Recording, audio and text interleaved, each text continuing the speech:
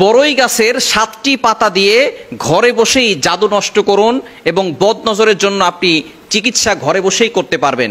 বর্তমানে black magic, জাদুটোনা, কুফরি কালাম এগুলো আমাদের প্রত্যেকটা ঘরে ঘরে ছড়িয়ে পড়েছে। প্রতিটি ঘরে ঘরে দেখা যাচ্ছে মানুষ অসুস্থ হয়ে যাচ্ছে।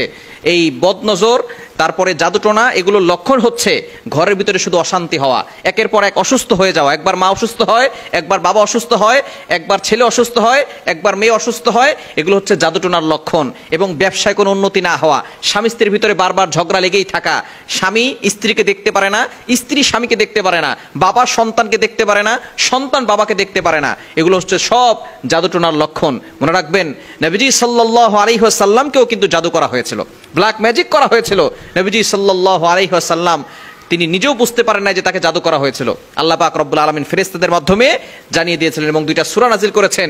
সূরা পড়ে নবী সাল্লাল্লাহু আলাইহি ওয়াসাল্লাম যখন ফু দিয়েছেন, সাথে সাথে তিনি সুস্থ হয়েছেন। সুতরাং এগুলো কিন্তু দূরের লোকরা করে না, কাছের লোকরাই করে। আপনার চাচারা, চাচাতো ভাইরা, এরপরে কাছের লোক যারা আছে তারাই কিন্তু এই ধরনের সমস্যা করে। অনেক সময় দেখবেন মেয়ের বিয়ে হচ্ছে না, সবকিছু ঠিকঠাক, কথাবার্তা সবকিছু ক্লিয়ার, আগামীকাল বিয়ে, আজকে রাতে ফোন দিয়ে বলতেছে বিয়ে হবে না। এরকম করে অনেক মেয়ের বিয়ে হচ্ছে না। সুতরাং এগুলো হচ্ছে জাদুটোনার লক্ষণ। আপনি ঘরে বসেই জাদু নষ্ট করতে পারবেন, কোনো কবিরাজের কাছে যাওয়ার দরকার নাই। কবিরাজের কাছে গেলে যায়, আবার অনেকে ফোন দিয়ে বলে হুজুর আমাদেরকে একটু হাজিরা করে দেখেন। এগুলো কিচ্ছু করার দরকার নাই। যদি আপনি এই লক্ষণগুলো দেখেন তাহলে আপনি ঘরে বসেই জাদু নষ্ট করতে পারবেন। কিভাবে করবেন আমি ভালো করে বলে দিচ্ছি। অজু করবেন, পবিত্র অবস্থায় আমলটি করতে হবে। অজু করে আমলটি করার চেষ্টা করবেন, ইয়াকিনের সাথে আমল করবেন, আল্লাহর প্রতি বিশ্বাস রেখে আমল করবেন।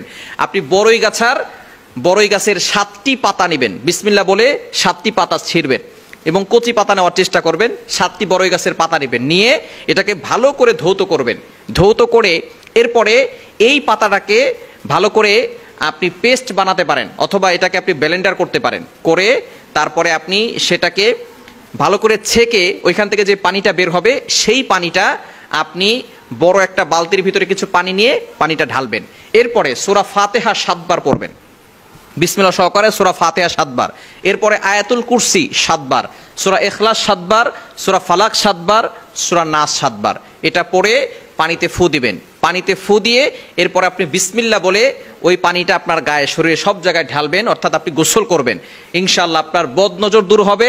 যদি কারো হিংসুক চোখ আপনার দিকে অ্যাটাক করে, সেই হিংসামি দূর হয়ে যাবে এবং জাদুটোনা থাকলে সেটা কেটে যাবে ইনশাআল্লাহ। আপনি যদি এই আমলটা এখানের সাথে করতে পারেন, একদিন করলে দেখবেন আপনি সুস্থ হয়ে যাচ্ছেন। এভাবে টানা আপনি একদিন পর পর করতে পারেন। 3 বার আমল করলে ইনশাআল্লাহ আপনি সুস্থ হয়ে যাবেন।